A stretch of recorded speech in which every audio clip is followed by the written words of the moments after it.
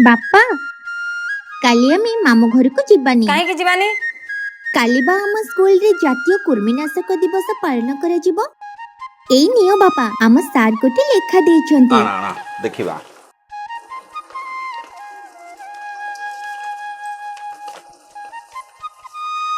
अरे वाह बहुत बढ़िया। अरे माँ मन दे शुण तू जेमती हेले काली स्कूल को जीवु और कृमि औषध खाई नबु। ये औषध तो स्वास्थ्य पाई बहुत भलो। पिला माने आज आम विद्यालय रे जातीय कृमिनाशक दिवस पालन करा जाउछे। एई अवसर रे आज प्रत्येक छात्र छात्री मानकु गोटे लेखाए कृमिनाशक बटिका आल्बेंडाजोल खाइबा को दिया जिवो। समस्ते यहाकु चोबेई की खाइबे। तमे माने जानिछ कृमि संक्रमित पिला माने कुपोषण एवं रक्तहीनता जोगु सब बेले क्लांत अनुभव करती। सेमानंकर शारीरिक एवं बौद्धिक विकास मध्य बाधा प्राप्त होई थाए।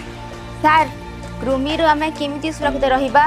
कृमि संक्रमण रु रक्षा पाइबा को हेले नख को छोट एवं सफा रखिबा, सब बेले विशुद्ध पानी पीबा, खाद्य को सदा सर्वदा भल भाबरे घोड़ेई की रखिबा, फल और पनीपरिबा गुडी को खाइबा और रांधिबा पूर्वरु परिष्कार पानी रे धोइबा, खाइबा पूर्वरु भल भाबरे साबुन रे हाथ धोइबा, खोला स्थान रे मल त्याग न करी शौचालय व्यवहार करिबा, बाहर बुलाबुली बेले जोता व्यवहार करिबा एवं आम परिवेश को सबु बेले सफा रखिबा।